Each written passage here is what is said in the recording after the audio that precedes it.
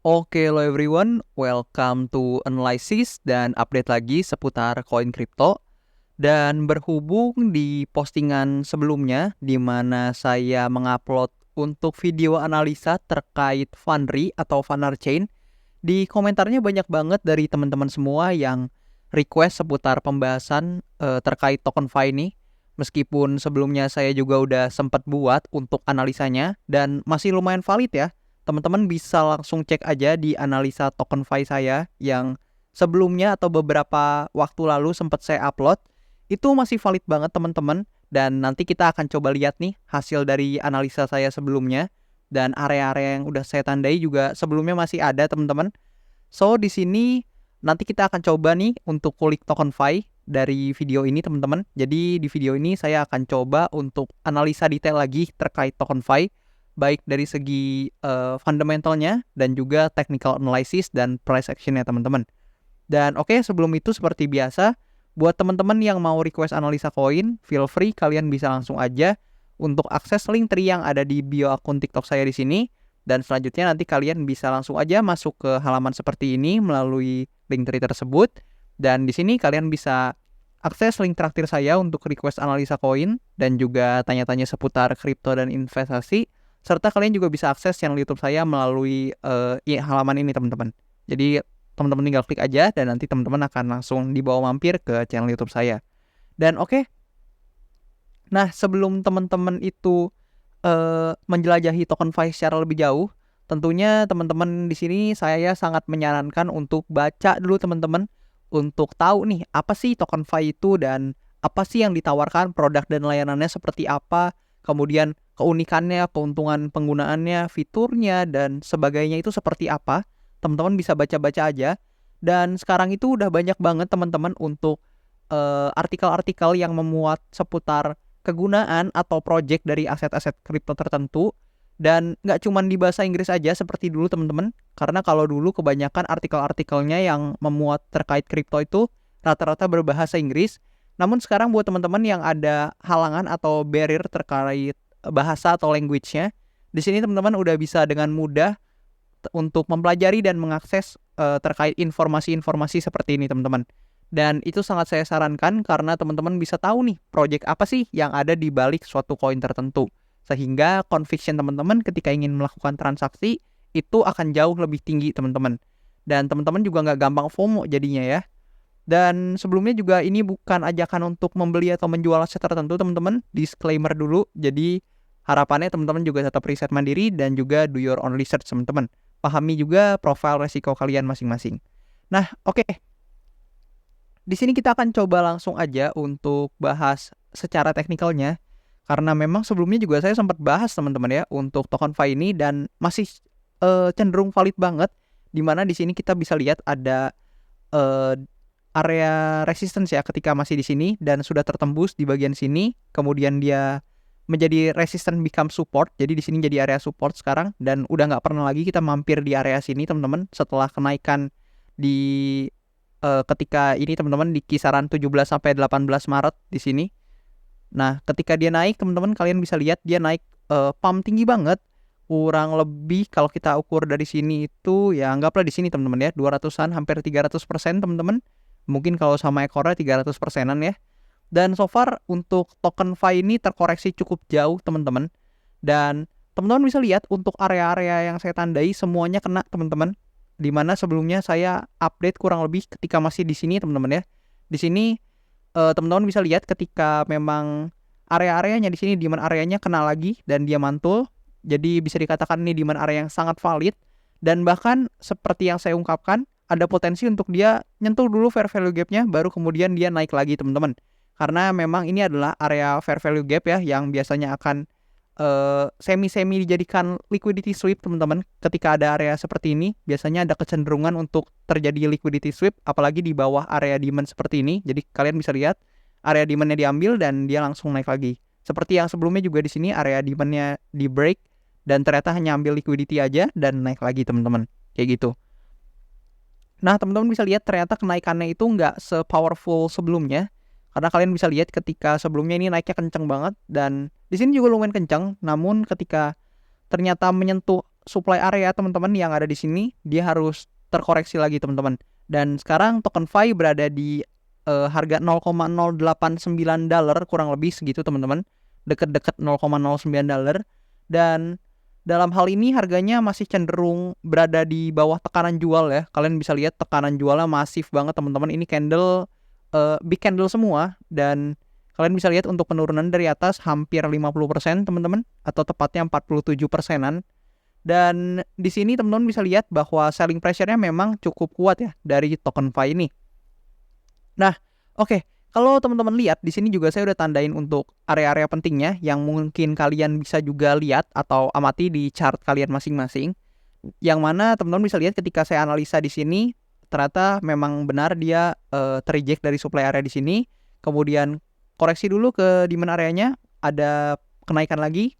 Kemudian koreksi lagi ke demand areanya, dan dia membentuk semacam ini teman-teman ya. Jadi kalau teman-teman lihat dia seperti membentuk semacam gini teman-teman, dan ternyata dia breakout dan langsung masif teman-teman, naik ke atas dan sempat tertahan di sini, kemudian tertahan lagi di area supply areanya, yang mana ketika harganya di sini tentunya supply areanya di sini berperan sebagai demand area, dan kemudian dia naik lagi dan sekarang terkoreksi lagi lebih jauh teman-teman, kembali lagi ke demand area awal.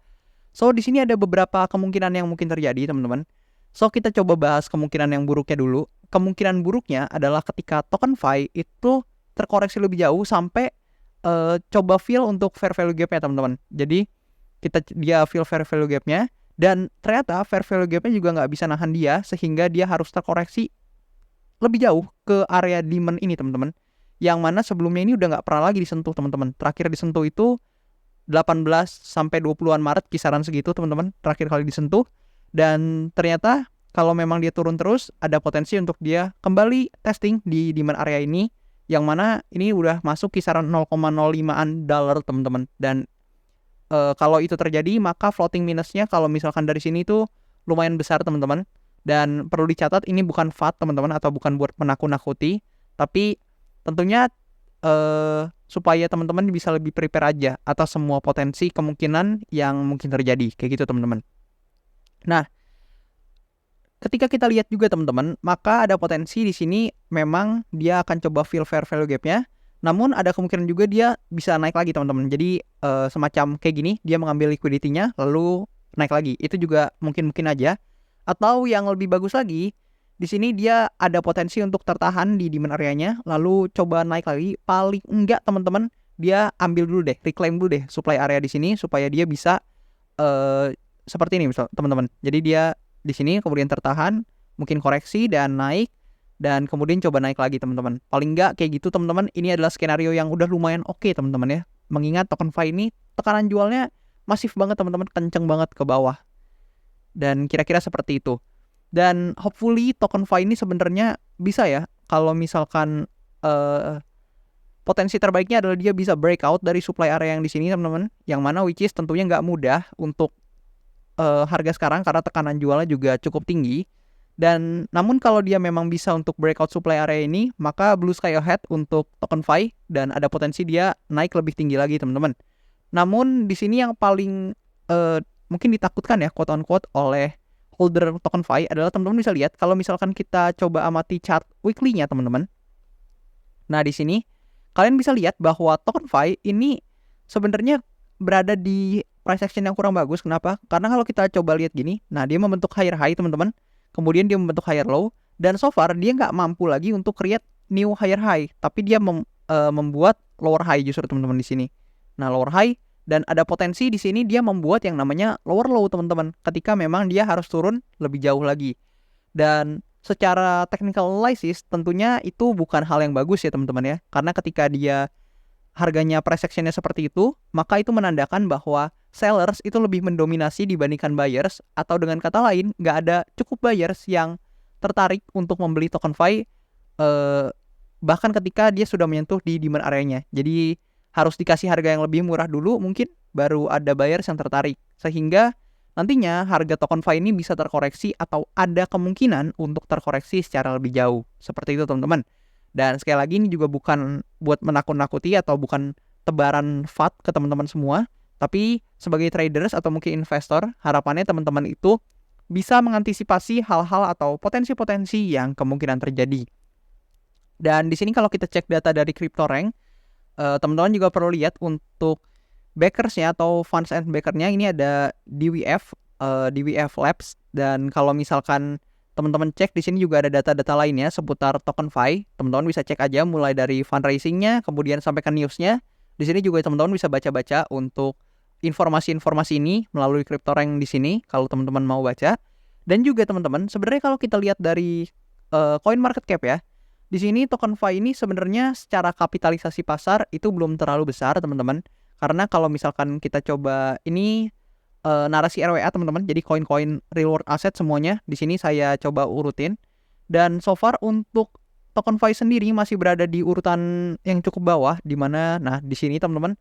Dan secara keseluruhan di sini TokenFi ini berada di peringkat 458 di seluruh coin market cap. Jadi kalau diurutin coin market cap berdasarkan kapitalisasi pasarnya, TokenFi ini berada di urutan 458, yang mana masih cukup jauh teman-teman dari 100 besar, dan mengartikan bahwa memang secara market cap TokenFi itu belum terlalu mature, sehingga seperti yang saya ungkapkan sebelumnya, ketika suatu koin market cap-nya itu belum terlalu besar, maka untuk volatilitasnya biasanya akan cenderung lebih tinggi teman-teman. Karena memang untuk menaikkan harganya itu tidak dibutuhkan likuiditas sebanyak koin-koin yang memang punya market cap lebih besar. Mungkin seperti Bitcoin, Ethereum, atau nggak usah jauh-jauh deh. Mungkin misalkan AVAX aja deh nih yang memang udah urutan 12. Pasti akan lebih sulit untuk naik harganya dibandingkan TokenFi. Setidaknya asumsi umumnya seperti itu teman-teman. Namun perlu diketahui karena resiko selalu berbanding lurus dengan potensi keuntungan, maka untuk turunnya juga ya bisa seperti ini teman-teman. Kalian bisa lihat lagi. Nah, untuk penurunannya juga resiko penurunannya cukup drastis kayak gitu. Dan hopefully ya buat teman-teman yang memang invest atau trade di TokenFi ini, saya harap bisa memperoleh gains atau keuntungan.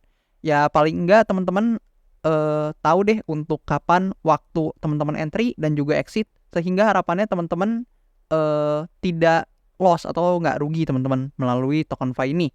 Dan teman-teman juga perlu tahu nih, ketika memang setup teman-teman mungkin dalam trading atau planning teman-teman dalam investing itu udah invalid, ada baiknya teman-teman untuk melakukan langkah-langkah antisipasi. Mungkin misalkan reduce posisinya atau mungkin cut loss. Itu semua bergantung pada preferensi teman-teman. Sementara buat teman-teman yang memang sudah profit, mungkin kalau udah moonback saya ikut bersyukur teman-teman, ikut senang saya. Dan harapannya juga teman-teman yang udah profit tahu nih profitnya harus dialokasikan kemana. Mungkin kalau misalkan teman-teman udah profit dari TokenFi dan melihat harganya seperti ini, dan teman-teman prefer untuk take profit terlebih dahulu, itu nggak ada masalah juga teman-teman ya. Jadi harapannya teman-teman tahu kapan teman-teman entry, kapan teman-teman exit, kenapa teman-teman entry, dan kenapa juga teman-teman atau reason teman-teman untuk exit. Dan mungkin seperti itu untuk analisa TokenFi atau token yang bisa saya ungkapkan ke teman-teman pada kesempatan hari ini. Dan hopefully bisa jadi manfaat ya, dan jadi insight tambahan buat teman-teman semua terkait TokenFi ini teman-teman. Dan thank you banget buat teman-teman juga yang udah support saya sampai sejauh ini. Dan saya sangat apresiasi itu. Dan harapannya sosial media saya secara keseluruhan, mungkin TikTok, YouTube, dan sebagainya bisa berguna dan bermanfaat buat teman-teman semuanya. Dan mungkin segitu dulu untuk video pada kesempatan kali ini. Dan thank you banget buat kalian yang udah nonton. Dan I'll see you teman-teman in the next video. Thank you teman-teman.